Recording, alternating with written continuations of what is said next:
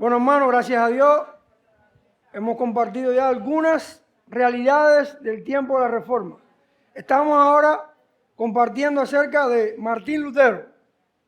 Martín Lutero, que dijimos que nació en 1483, 10 de noviembre de 1843. Vimos que ante una experiencia dramática que tuvo, pidió a uno de los santos que le salvara, y a raíz de que no murió en ese evento, él se hizo monje como cumplimiento de su voto. Y vimos también que él buscó con toda su pasión, con toda entrega, la salvación de su alma, la paz con Dios, pero no la encontró, hasta que las Escrituras le mostraron la verdad. Y después esas mismas Escrituras le guiaron a combatir el error de la venta de indulgencia, a combatir el error del papado y de toda la corrupción y engaño de la iglesia. Y vimos especialmente cuando él defiende que la autoridad es las Escrituras en su debate con Juan Eck. Y él ahí defiende claramente que las Escrituras son la autoridad por la cual la iglesia ha de guiarse.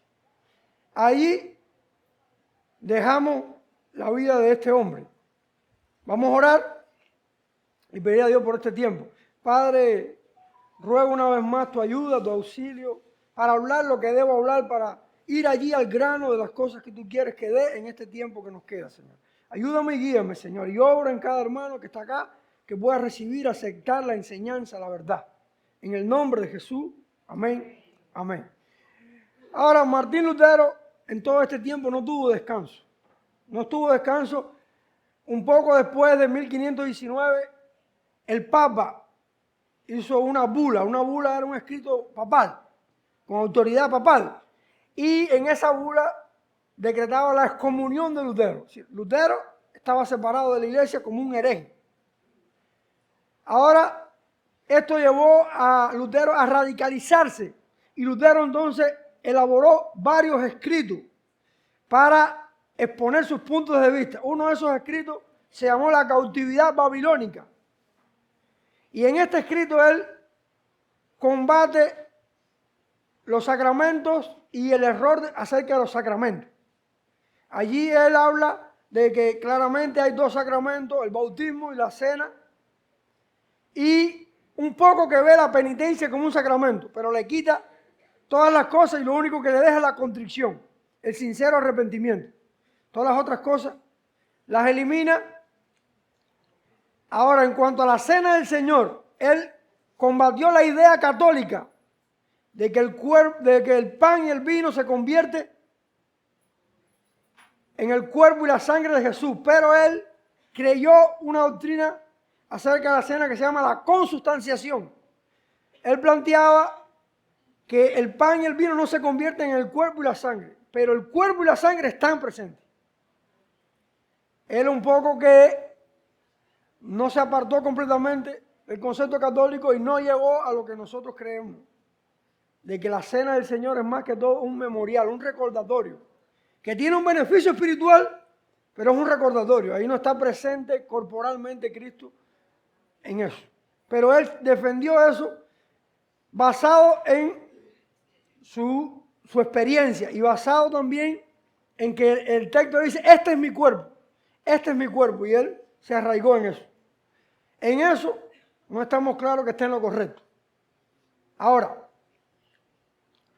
ese fue el escrito de la cautividad babilónica. En él también derriba los otros sacramentos que tenía la Iglesia Católica, la extrema unción, la confirmación, el matrimonio como sacramento, todas esas cosas las derriba como inventos y da sus argumentos históricos, teológicos.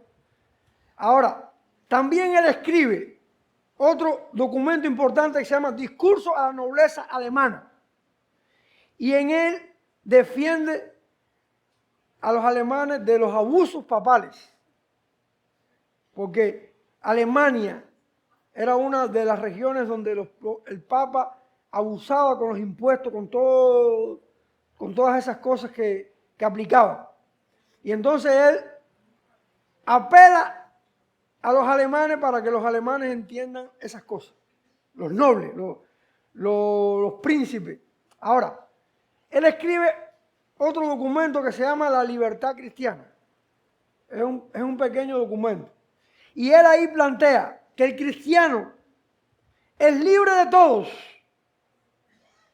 porque el cristiano no depende de la iglesia, del papa, ni de nadie para salvarse, es solo Cristo. Es libre de todos, en el sentido que no depende de ningún humano. Pero también dice que el cristiano es siervo,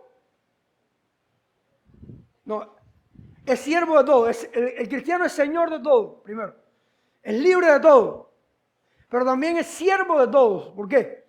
Porque ahora, por la fe en Cristo, el creyente, ¿qué hace? Se dedica a servir a otros. Se invierte, no para ganar nada, sino por gratitud, por amor al Señor. Y ahí él plantea la dinámica de la vida cristiana. Dios nos salvó y porque nos salvó somos libres. Pero ahora Dios nos llama a vivir como un siervo que anuncia, que testifica, que imita al Señor. Ahora, esta bula que envió el Papa para decretarlo hereje, Lutero la quema. Y con esto estaba decretando su ruptura. Primero Lutero, escuchen esto. Lutero no quería separarse de la Iglesia Católica. Él quería que la Iglesia Católica se volviera a la palabra y se reformara según la palabra. Pero al resistirse el liderazgo, el Papa, los sacerdotes, todos los arzobispos, todos los demás, a resistirse, Lutero tiene que tomar otra posición. Y ahí es donde él quema esa bula y empieza a radicalizarse en su reforma. En medio de todo eso, Lutero es llamado a comparecer en el Parlamento o la Dieta del Imperio Alemán, que iba a celebrarse en 1521 en Worms, una ciudad alemana. Y él es llamado a estar ahí, a comparecer ante el emperador y todos los príncipes, todos los que pertenecían al Parlamento del Imperio Romano, para dar cuenta. Los amigos le decían, no vayas, te va a pasar igual que a Juan Hu, porque el emperador también le dio un salvoconducto. Pero Lutero dijo, así hayan demonios debajo de cada teja, yo voy a ir. Yo voy a ir. Y en el nombre del Señor fue. Y él llegó allí el 16 de abril de 1521. Y el 17 de abril de 1521, él compareció ante el Parlamento del Imperio Alemán. Y allí le enseñaron una serie de libros en una mesa. Y le hicieron una pregunta, ¿son todos estos libros tuyos? Lutero revisó superficialmente y vio que sí, eran libros que él había escrito. Y le dicen, ¿te retractas de lo que allí está enseñado? Y Lutero en ese momento pensó, reflexionó y le dijo, cada documento tiene diferente enseñanza. Y entonces él allí en medio de todo eso pidió tiempo para pensar, y le dieron un día.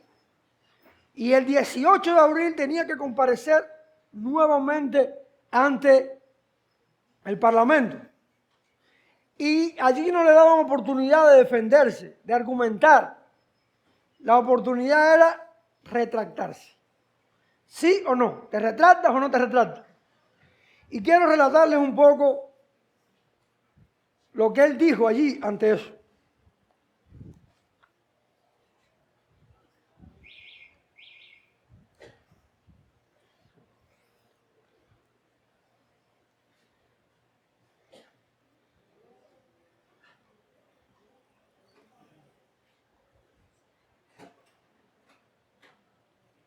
Dice,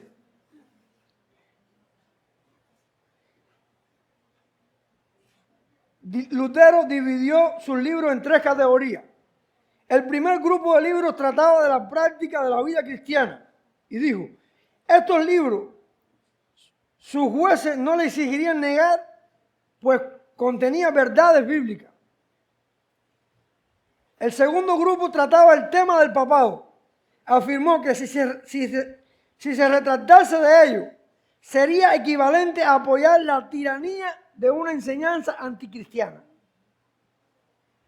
Si yo me retracto, lo primero digo, eso son enseñanzas cristianas, yo no me puedo retractar de ellas, son enseñanzas bíblicas. El segundo, si yo me retracto de lo que he hablado contra el Papa, yo estoy siendo cómplice, yo estoy apoyando enseñanzas anticristianas.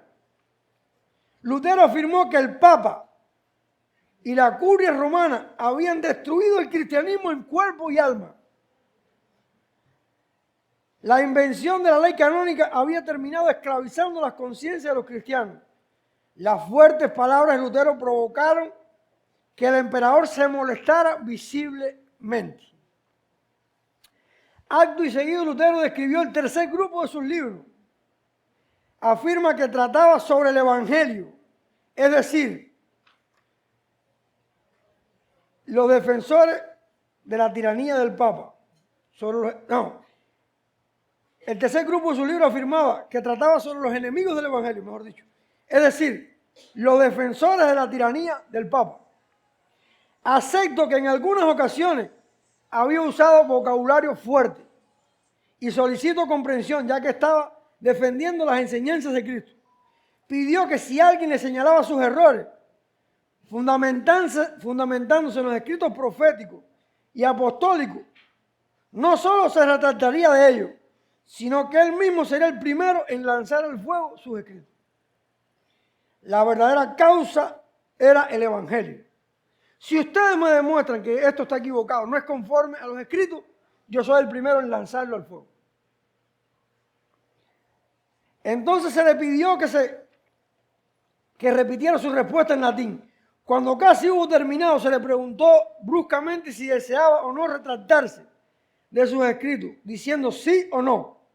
Lutero entonces en latín dijo: ya que su majestad y su señoría desean una respuesta simple, se las daré en este modo directo. Si no me convencen mediante el testimonio de las Escrituras y con argumentos razonables, ya que no confío en el Papa ni en los concilios, pues es bien conocido que con frecuencia se han equivocado y se han contradicho unos a otros. Mi conciencia es cautiva de la palabra de Dios. Por lo tanto, no puedo tampoco, ni deseo retractarme de nada, ya que ir en contra de la conciencia,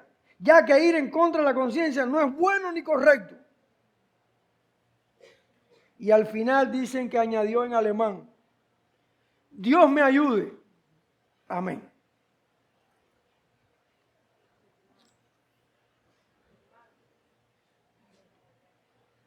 Vemos, mis hermanos, Lutero primero tuvo que enfrentar el poderío del Papa. Y el Papa lo declaró hereje. Ahora enfrentó el poderío del emperador. Y ante el emperador, él se mantuvo firme en que las Escrituras era ¿qué? Su autoridad. Ahora, ¿cuál es tu autoridad? Tus opiniones, tus sentimientos, tu tradición, tus líderes o la Escritura. La Escritura debe ser. Ahora, Lutero se quedó ahí, ya él compareció, dijo que no se retrataba. Dice: al día siguiente, Carlos V, que era el emperador, leyó un discurso breve donde pidió que se condenara a Lutero como un hereje contumaz.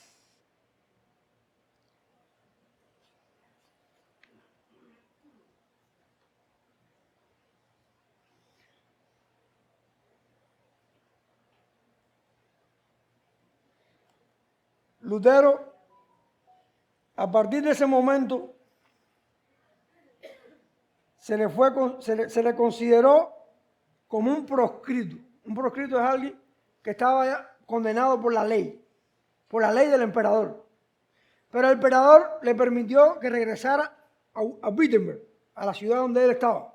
Ahora, En el camino, cuando él estaba regresando, fue raptado, lo capturaron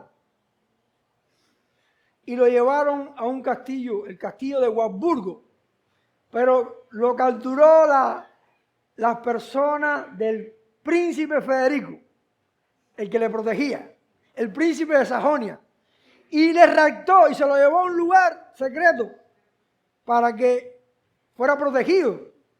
Y aún el príncipe no sabía en qué castillo estaba. Él le dio orden que lo raptaran, pero dijo que no le dijeron dónde estaba. Ahora, Lutero fue para allí y estuvo por alrededor de 10 meses en Wartburgo. ¿Y saben qué? Que en pocas semanas trabajó incansablemente y tradujo el Nuevo Testamento del griego al alemán. Y se considera que el Nuevo Testamento que él tradujo en alemán dio paso a formar el idioma alemán, porque el idioma alemán tenía varios dialectos. Y en lo que él escribió allí, porque él escuchaba al pueblo, porque él salía de incógnito con una barba que tenía, ya se dejó crecer la barba y se le llamaba el Caballero Jorge. Estaba de incógnito y salía al pueblo y él escuchaba y usaba las palabras comunes de la gente. Y se considera que su Nuevo Testamento formó el idioma alemán. En pocas semanas, no recuerdo exactamente cuántas, pero sé que fueron pocas. Y allí él escribió otras cosas y dijo otras cosas, pero se enteró de lo que estaba pasando en Wittenberg.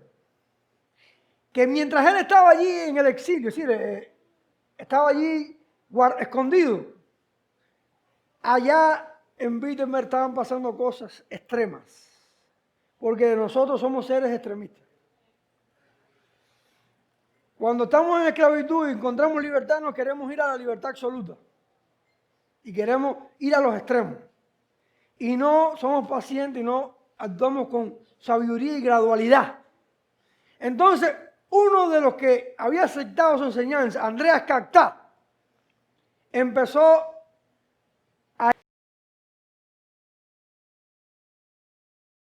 a quitarle la ropa clericales de los sacerdotes y hacer las cosas a la fuerza. Y había un caos. Y también habían venido unos profetas, como hoy hay llamados profetas. En ese tiempo habían profetas que decían que tenían revelaciones también. Y eso trajo agitación y la reforma peligraba porque se estaba yendo a otro extremo, al caos. En medio de todo eso, él escribió para traer orden, pero cuando vio que no se lo solucionaba, él regresó. Regresó y empezó a confrontar. Y él dice, y el evangelio primero tiene que cambiar el corazón. Y cuando cambia el corazón va a cambiar externamente. Eso es igual. Hay personas que tienen sus ídolos, eso es una aplicación. Hay personas que tienen sus ídolos. Y hay personas, hay grupos que se enfocan en que se destruyan esos ídolos. Hay que destruir los ídolos del corazón primero con la verdad del evangelio. Y si se destruyen aquí, eso no significa nada y van a ser destruidos después. Y estaba pasando que Lutero quería que la gente entendiera la verdad, creyera en la verdad y con paciencia fueran aplicando la verdad. Pero esa otra persona quería hacer las cosas rápido, a la fuerza. Sin embargo, cuando vamos a la Escritura, segunda de Timoteo, capítulo 2, dice, predica, enseña con toda paciencia y doctrina. Toda paciencia y doctrina. Enseñar la verdad es con paciencia, porque la gente no la asimila completa, ni ve las implicaciones desde un primer momento. Paciencia, pero ¿qué más? Doctrina, verdad, enseñanza fiel. Y entonces Lutero empezó a hacer escritos para traer paz, traer tranquilidad. Pero en ese tiempo, Lutero era soltero y era un monje y había hecho un voto. Pero él entendió por las escrituras que eso no era obligatorio. Y empezó a estimular a que todo el mundo, todos los pastores se casaran si lo deseaban. Y las monjas empezaron a irse de los monasterios. Y había que buscarle hombres a esas monjas porque no tenían donde vivir ni trabajo. Y él se ocupó en casar a otro. Pero él, nada. Pero había una monja que él buscó casarla con varias personas, pero no. Al final la monja lo enamoró a él. Sí, eso es real. Y se casó con Lutero en el año de 1525. Y según los historiadores, fue un matrimonio bien feliz. Porque ella fue una ayuda idónea para Lutero. Una ayuda idónea para Lutero. En muchos sentidos. Eso no tenemos tiempo para hablarlo aquí. Pero se casó. Y se casó, no tanto fue por sentimiento, pero los sentimientos vinieron. Después, se casó. Ahora, en ese mismo tiempo, hubo revuelta de los campesinos. Los campesinos estaban siendo muy explotados. Y los campesinos empezaron, basados en las enseñanzas de Lutero, a defender sus derechos. Hicieron unos artículos y los escribieron muy buenos. Y Lutero le pidió a los nobles que escucharan a los campesinos. Que escucharan a los campesinos. Y buscó la paz. Pero los campesinos se extralimitaron. Y mataron a varios nobles. Y crearon un caos. Entonces Lutero incitó a los campesinos a parar eso. Y hubo una matanza en toda Alemania de 100.000 campesinos. Y eso es una mancha en el trabajo de Lutero, porque él no fue el causante directo, pero la influencia tan grande que tenía, influyó. Ahora uno se pregunta, ya, Lutero es desechado por eso. No, hermano, no estamos en la posición de Lutero. No tenemos tanta responsabilidad de opinar, de dar la guía.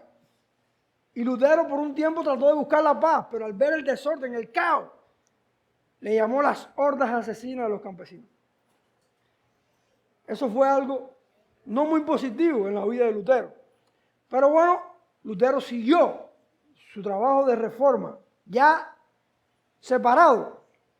Pero ¿qué pasaba? El emperador quería unidad en el imperio. Él quería la unidad del imperio, porque estaba peleando contra los turcos.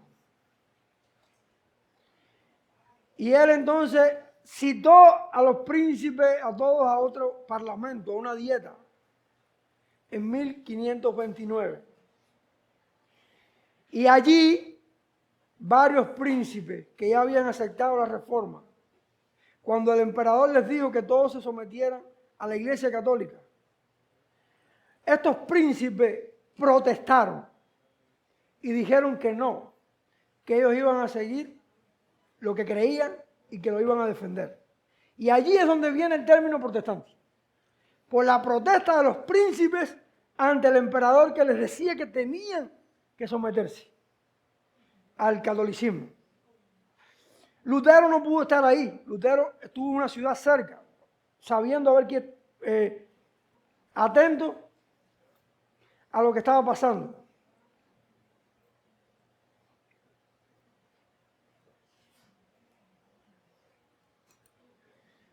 En ese mismo año, Lutero tuvo un encuentro con los que también estaban desarrollando la reforma en Suiza, con Zwingli y sus seguidores. Y debatieron 15 puntos, 15 temas. En 14 estuvieron de acuerdo, pero en uno no estuvieron de acuerdo, en el punto de la cena del Señor. Lutero, ¿qué decía? Cristo está junto con, en la cena, junto con el pan y junto con el vino. ¿Qué decía Zwingli? Es un memorial, es un recordatorio. Y Lutero dio en la mesa, dicen, este es mi cuerpo, en latín, decía. Y finalmente no estuvieron de acuerdo. por ese punto. Pero que estuvieron de acuerdo en 15 y que ahí en un detalle no estuvieron de acuerdo, ¿qué muestra eso? Que aunque había diversidad en la reforma, había una gran unidad. Había una gran unidad. Porque sí, hay detalles, hay cosas, pero había una gran unidad. La vida de Lutero sigue, después hay otro desarrollo, pero ya Lutero, su legado ya estaba en esto ya que hemos visto. Él comenzó la reforma, él abrió las compuertas y ya empezaron a entrar mucha gente por ahí. Y ahora quisiera hablar un poquito de Zwinglio. Es alguien menos conocido, es el menos conocido de los tres reformadores. También su influencia fue menor. Ulrico Zwinglio, él era un suizo. Fue un suizo.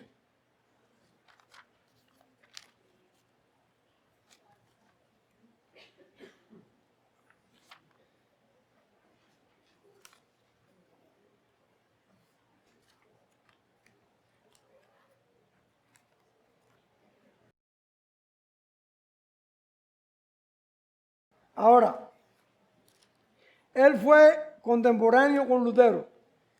Lutero nació en 1483, él en el 1484.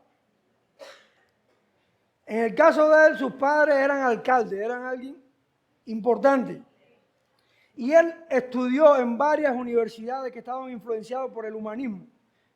¿Qué era el humanismo? Un regreso a los clásicos, un regreso a la fuente, un enfoque en la investigación histórica, en la investigación.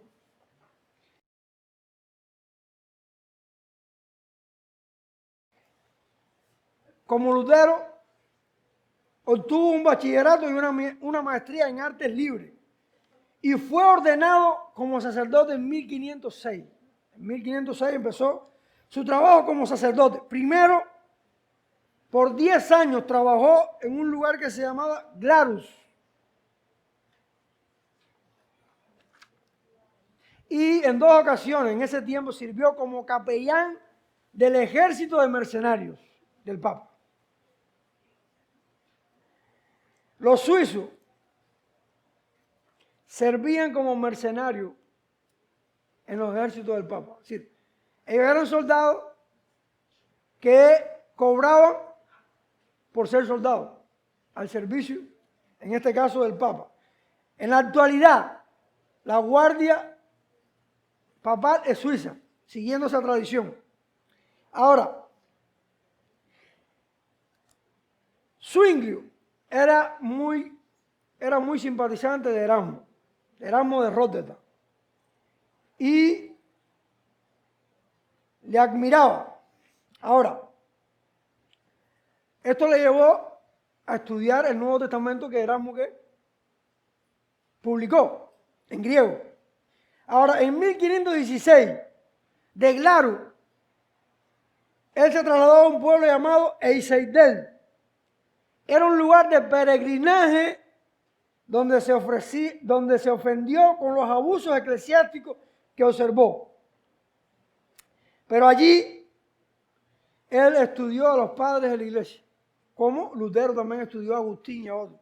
Él estudió el Nuevo Testamento griego y allí, en ese otro pueblo, adquirió fama de predicador. Por este renombre, como predicador, fue llamado a Zúrich, una ciudad importante de Suiza. Y allí se llamó a que predicara, a que enseñara en la catedral de Zúrich. Ahora, en ese tiempo, ya, parece que por su propio estudio, Zwinglio había llegado a la misma apreciación del Evangelio que Lutero, aunque por caminos distintos. Lutero llegó al Evangelio por medio de su experiencia, de estar bajo la carga religiosa, y esto le llevó a buscar liberación. Y a través de las Escrituras encontró, pero fue la experiencia, el dolor, la angustia la que le llevó. Pero en el caso de Zwingli fue el estudio, propiamente el estudio. Él, al estudiar el Nuevo Testamento, entendió los abusos, las falsedades y tenía un principio. El principio que él empezó a adquirir fue que la iglesia no debe aceptar nada que no diga las Escrituras. Si en la iglesia se debe hacer las cosas que dice la Escritura. Sin embargo, Lutero era más permisivo. El principio de Lutero era algo que la Escritura no condena, se puede hacer. Sí, en la iglesia, en la práctica de la iglesia.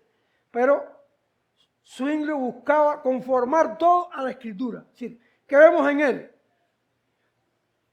Que era más consecuente. Pero también tiene que ver que él fue más intelectual en el sentido. Lutero fue más experimental y su desarrollo fue más gradual. Ahora, cuando Zwingli recibe copia de las 95 tesis, esto coincide con la predicación de indulgencias en Zúrich y con una fuerte protesta contra las mismas. A principios de 1519, Zwingli empieza a predicar en forma expositiva los evangelios. ¿Qué significa predicación expositiva? Tienes el texto y el texto domina lo que tú enseñas. Tú buscas ser fiel a ese texto, extraer de ahí lo que está ahí y aplicarlo ahora, pero basado en lo que está ahí. Y él empezó a predicarlos consecutivamente, los evangelios. Y también él empezó a hacer reformas, escribió unos artículos para combatir. Como Lutero hizo las 95 tesis, él escribió unos artículos para llevar a cabo las reformas. ¿Y qué pasó? Que Zúrich era una ciudad libre, que tenía su propio gobierno dentro del imperio. Y el gobierno de la ciudad, que era semidemocrático, aceptó lo que propuso Zwingli. Y la reforma entonces tuvo ya el apoyo hasta del gobierno. En ese tiempo,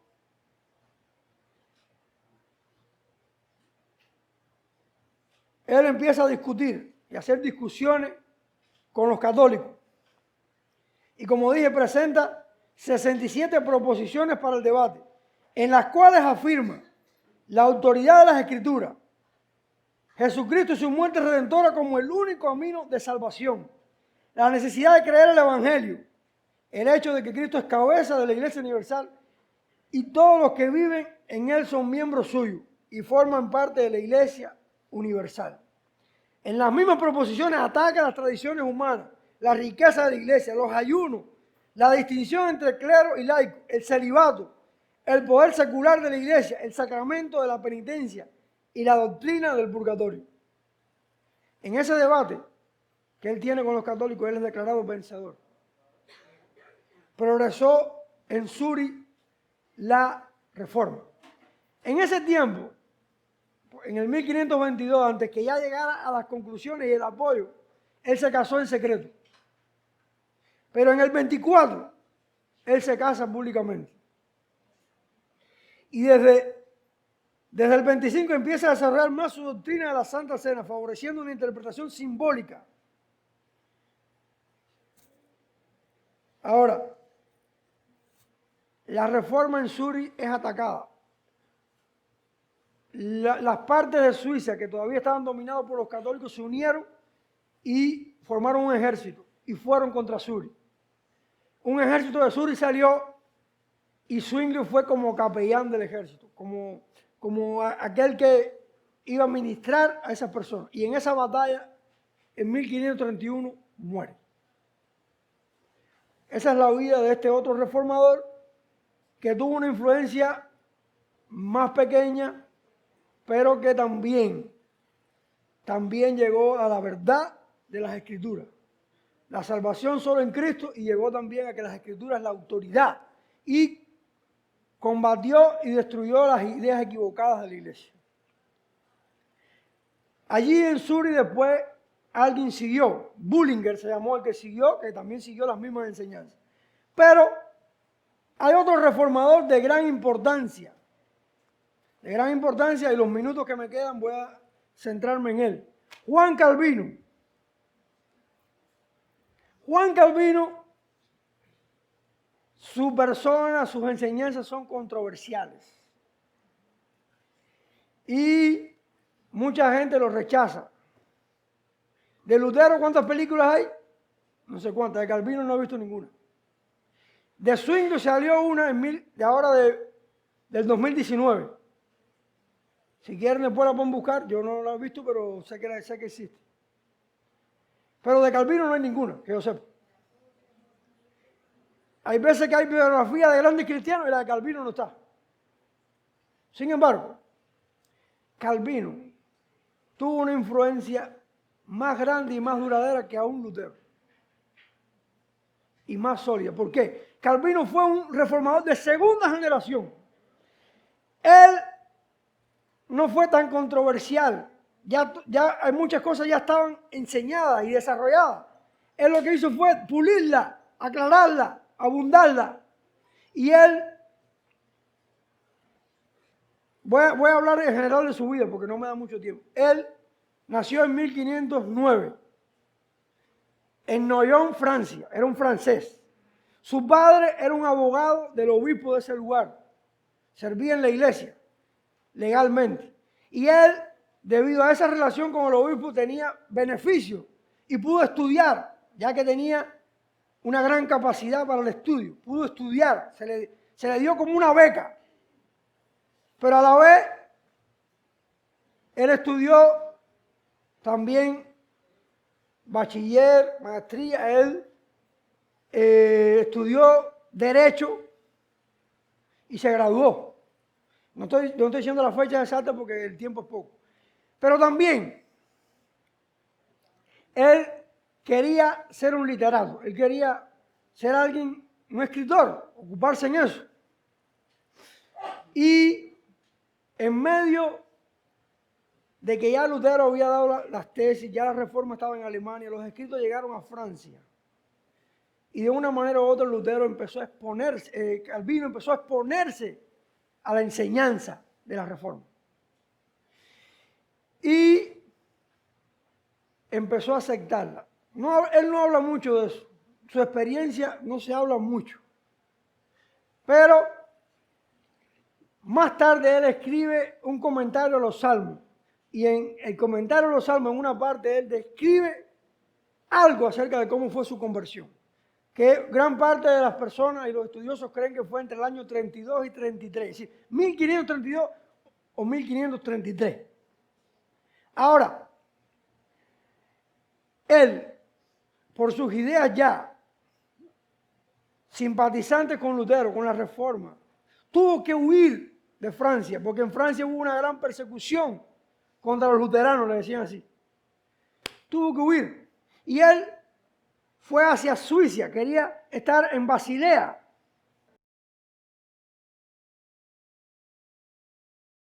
En el año 1536, él escribe una breve instrucción cristiana, porque él quería que los reformados, que los que estaban siguiendo la reforma, supieran bien cuáles eran los fundamentos de su fe.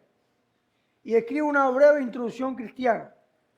Principalmente estaba dirigida a los franceses. Él estaba ya en Suiza, pero fue a los franceses que estaban sufriendo una gran persecución por parte del rey Francisco I de Francia. Ahora, él escribe eso y va para vivir él iba a pasar por Basilea, pero su deseo era ir a vivir a Estrasburgo, una ciudad alemana que estaba dentro de la reforma tranquila. Y quería ir para allá para dedicarse a escribir, a desarrollar escritos. Pero en su transcurso hacia ir para allá, él llega a Ginebra. Y en Ginebra, la reforma estaba comenzando. Había un reformador llamado Guillermo Farel. Y Guillermo Farrell ya había comenzado la reforma y la ciudad, que también era como Zúrich, semidemocrática, estaba aceptando la reforma. Pero Farrell entendía que para llevar a cabo la reforma necesitaba ayuda. Y él se enteró que en Ginebra estaba Juan Calvino, el escritor de la breve introducción cristiana. Y él fue allá a visitarlo en la posada donde estaba Calvino. Y Calvino le dijo, no, yo no puedo dedicarme a eso, yo quiero escribir, yo quiero estar tranquilo. Farrell le dijo, Dios maldiga tu estudio, porque no quieres servir a la causa de la reforma. Dice que Juan Calvino se estremeció al escuchar eso. Y entendió que Dios lo estaba llamando a quedarse en Ginebra. Contra su inclinación natural, él entendió que tenía un llamado.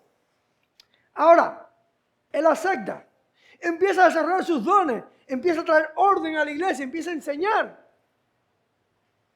Pero él estaba siendo muy bíblico y muy ocupado en llevar a la gente a la verdad y a que vivieran conforme a la verdad. Pero al pueblo de Ginebra no le gustó. No le gustó. Entonces, Calvino y Farrell tuvieron que huir. Porque lo querían.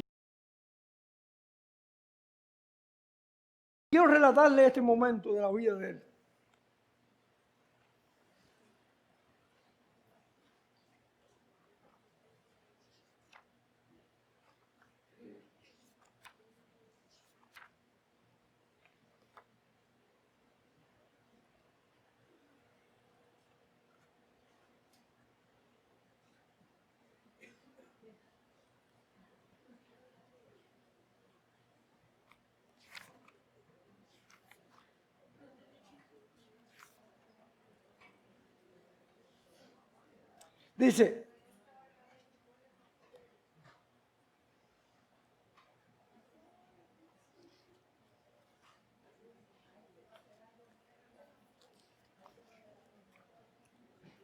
Dice, el sábado anterior al domingo de resurrección, el predicador ciego, Conrado, era otro predicador, porque en Ginebra habían 3 iglesias. Y Farrell predicaba en una, Calvino en otra, y Conrado, un predicador ciego, predicaba en esa iglesia. Fue arrestado y puesto en prisión por predicar en contra de las medidas tomadas por el Consejo. Esa misma noche, Calvino y Farrell cruzaron entre la multitud enardecida que los escupía y los acosaba a la entrada de la Cámara del Consejo para exigir la liberación inmediata del siervo de Dios. Los 2 ministros rechazaron firmemente el arreglo indigno que le ofrecieron. Y la multitud les agredía y amenazaba con ahogarlos en el río.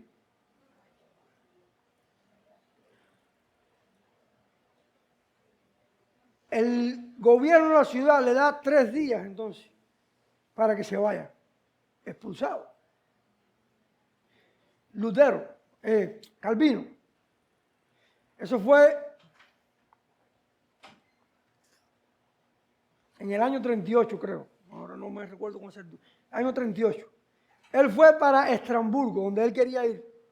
Y iba a dedicarse a escribir, pero allá estaba Martín Bucero, un reformador. No Lutero, Martín Bucero.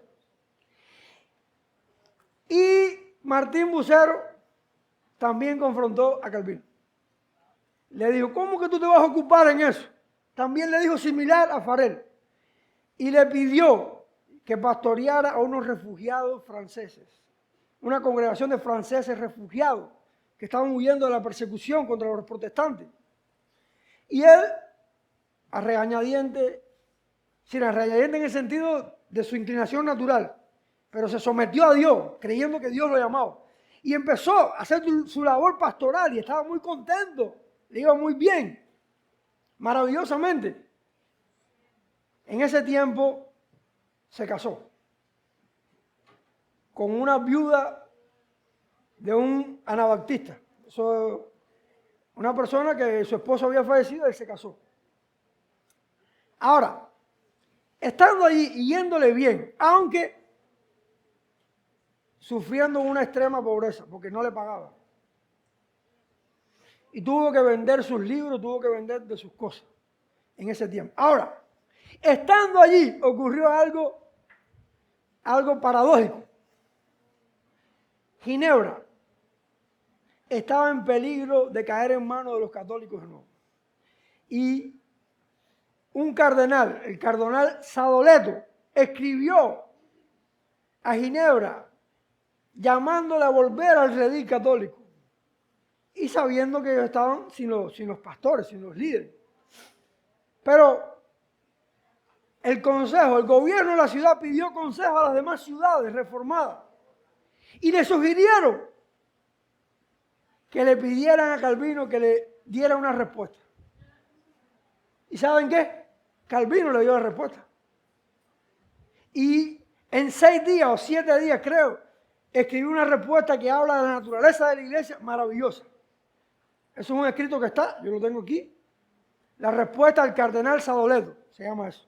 Ahora, pero increíblemente, en el año 1541, el gobierno de la ciudad de Ginebra le pidió a Calvino regresar. Regresar. Lo querían matar, lo querían ahogar en el río. Lo escupieron. Él estaba viviendo tranquilo, en paz. Le piden regresar. Él no quiere.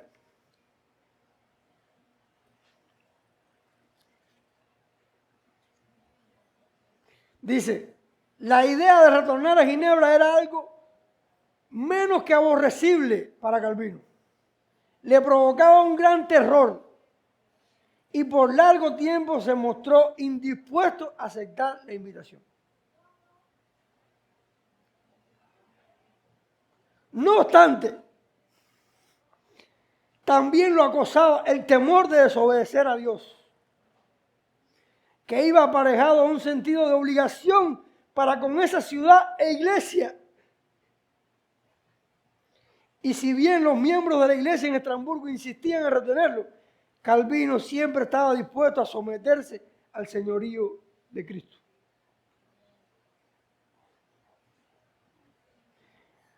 Los líderes de la Reforma también le animaron a hacer eso. Y aún Martín Bucero estuvo dispuesto a dejarlo ir, aunque solo por un tiempo. El 13 de septiembre de 1541, una vez más Calvino fue recibido con gran aclamación en Ginebra, para ya nunca abandonar esta ciudad. ¿Saben qué? A mí me impacta esto, porque es un hombre con una capacidad increíble, un hombre que tenía una inclinación natural al estudio, pero tenía un gran temor del Señor. Y estaba muy preocupado por agradar al Señor, a pesar de todo lo que digan la gente. Y tenía un deseo de glorificar a Dios en todas las cosas. Y puso a un lado su deseo natural y estuvo dispuesto a pastorear y a cuidar la iglesia de Ginebra. A pesar de lo que le hicieron. A pesar de todo lo que pasó. Ahora, cuando él regresa, desde el 41 hasta el año 1555, no fue paz. Constantemente estuvo en luchas, en batallas. Que bueno, no hay tiempo para relatarla. Pero en 1555 ocurre un evento complicado.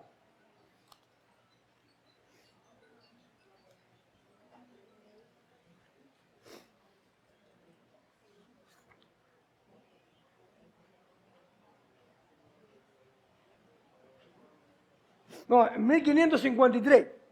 En 1553, Miguel de Cervé, era un médico español. Él negó la doctrina de la Trinidad y escribió en contra de ella.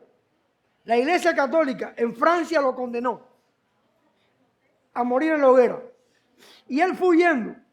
Y llegó a Ginebra, y en Ginebra empezó a atacar a Calvino y a los pastores.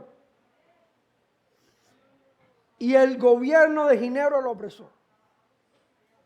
Y Lutero, Calvino hizo las acusaciones en contra de todo lo que estaba haciendo mal.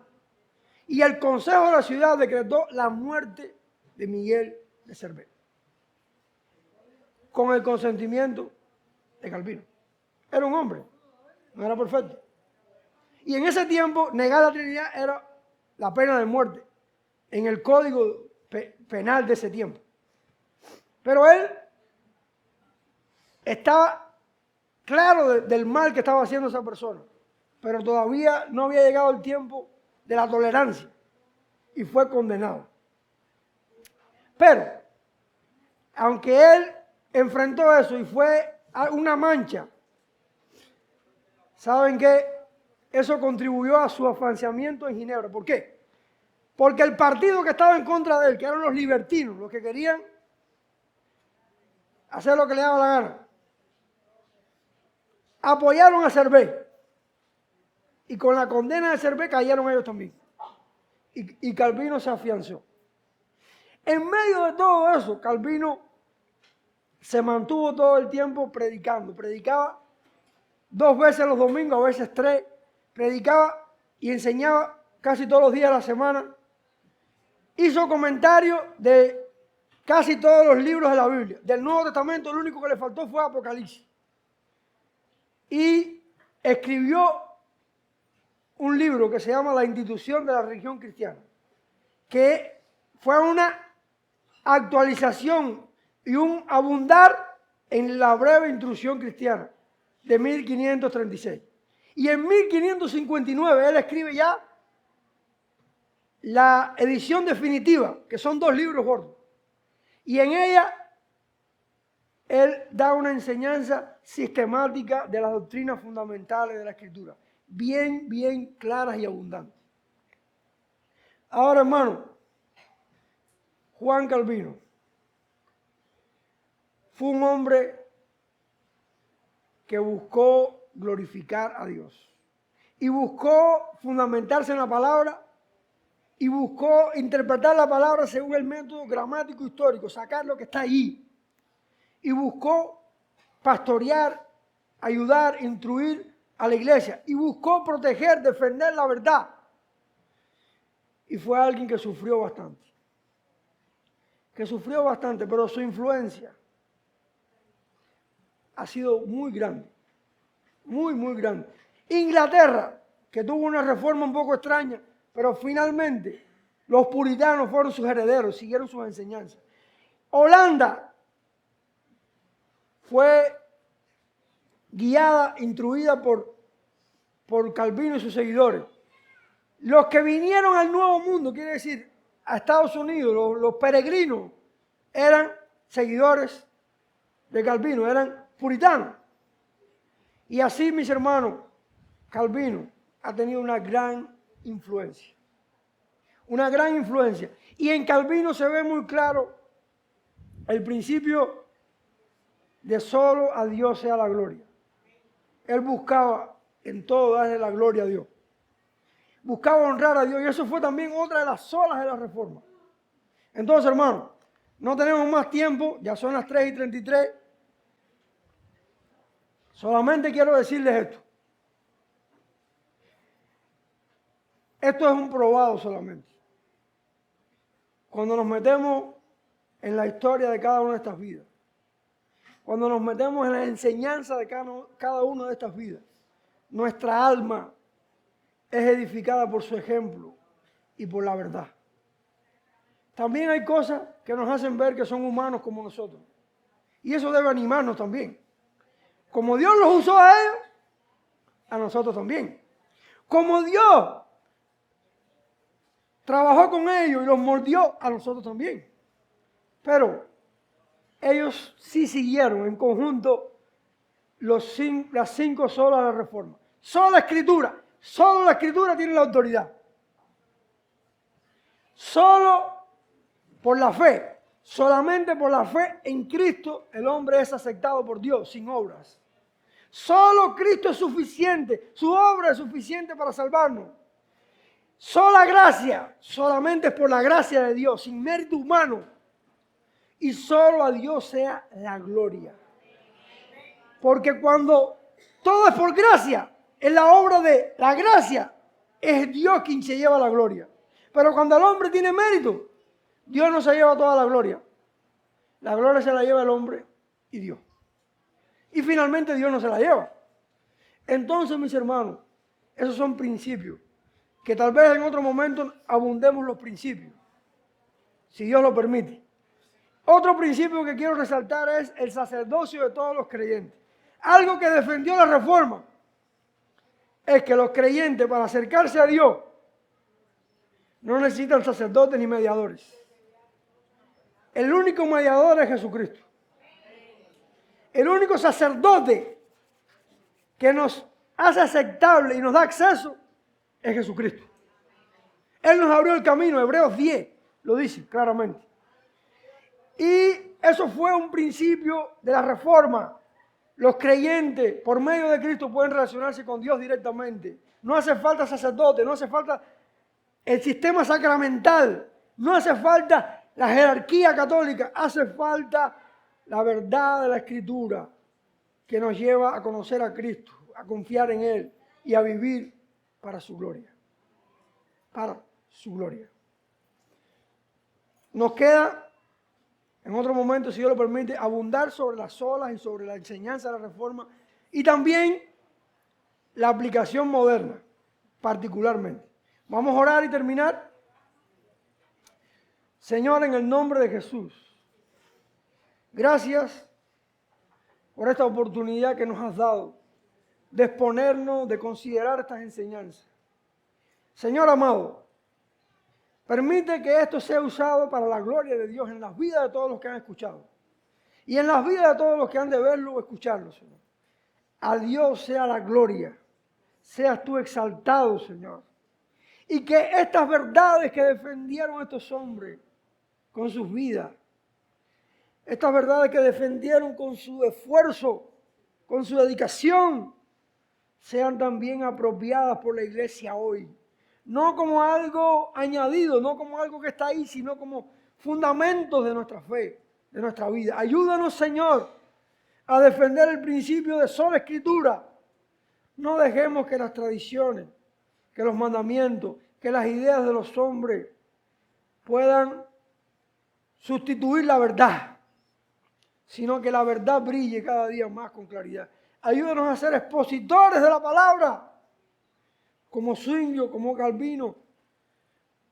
Ayúdanos a exponer fielmente el mensaje, Señor, creyendo en su suficiencia, en su claridad.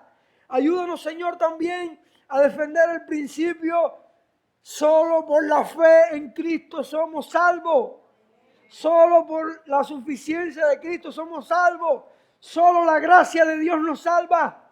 Ayúdanos a creer y a fundamentar nuestra vida en estas verdades, Señor. Pero ayúdanos también a vivir una vida para tu gloria. Aunque tengamos que negarnos a nuestros deseos, a nuestras inclinaciones naturales, que el llamado tuyo, que el buscar el bien del pueblo de Dios, el buscar la gloria de Dios esté dominando sobre nuestras vidas, Señor. Te lo pido todo en el nombre de Jesús. Amén. Amén.